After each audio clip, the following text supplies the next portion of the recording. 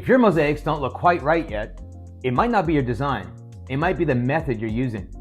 There are two main ways to build a mosaic, and I'm sure you've heard them both, but you don't really know what it means. Direct, indirect. Direct, indirect. What does that mean? What are we trying to say here? And choosing the wrong one can completely change your final result. So in this video, I'm going to break down both methods, show you when to use each one, and explain which one is the best for beginners. If you're new here, welcome to Piece by Piece Mosaic. On this channel, I share mosaic tutorials, tools, and the process behind creating mosaic art one piece at a time. Understanding the difference between the direct method and the indirect method is one of the most important things for improving your mosaic. Well, let's get right into it. What's the direct method? This is one that most beginners will use. The direct method is exactly what it sounds like. You build your mosaic directly on the surface where it will stay forever.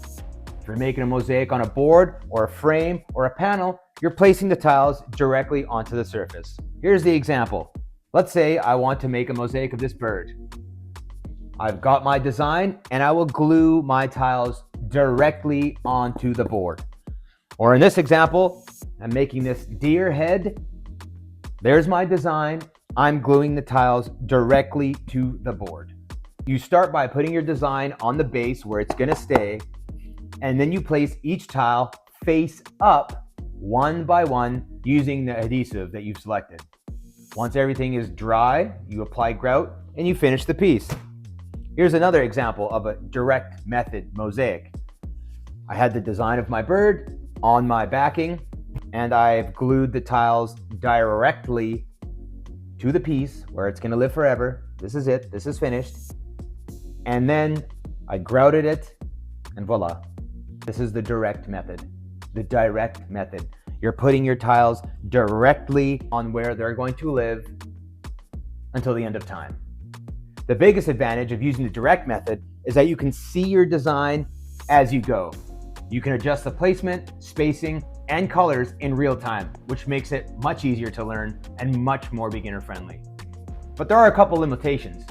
The downsides are, it's harder to keep everything perfectly flat, and for larger projects, it can be slower and more difficult to manage.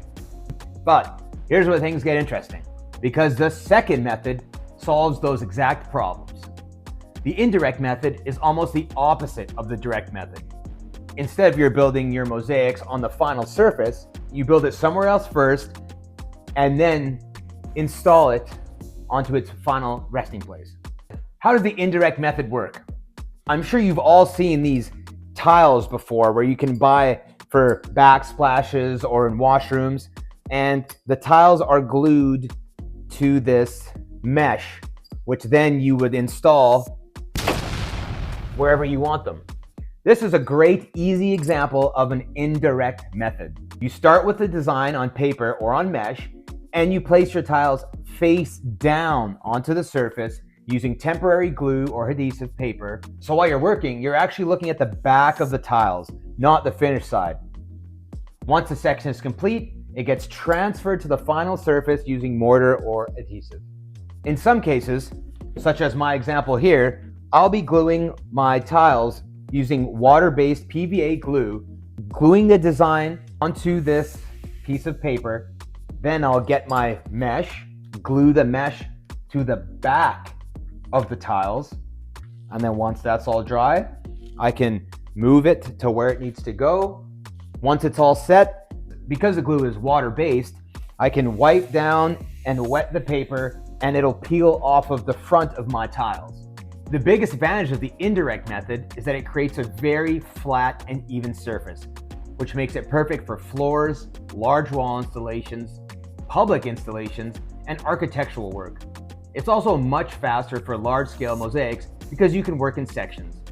For example, if I was making this mosaic here, I could cut this into 1, 2 sections, place the first section, then take the second section, and then the third section, and line them all up, piece them together, and create the final work. But there is a catch. You can't see the final design while you're building it, so it requires more planning and experience. And if something's slightly off, it's gonna be harder to fix. So here's the easiest way to understand it. The direct method, you build it where it stays. The indirect method, you build it somewhere else, then you install it later. In the direct method, your tiles are going face up. In the indirect method, your tiles are going face down. Direct method, beginner friendly. Indirect, more advanced. If you're making something like wall art, coasters, or small decorative pieces, you almost always want to use the direct method. But if you're working on something like a huge floor mosaic, a backsplash, or a large mural, then the indirect method becomes much more useful. And there's actually a third method that combines both of these techniques, and it's what many professional mosaic artists use. If you want, I can make a full video breaking that down as well. If you're just getting started with mosaic art, I would strongly recommend starting with the direct method. It's simpler, more forgiving, and lets you learn the fundamentals faster. But as you grow, understanding the indirect method will open up a whole new level of possibilities.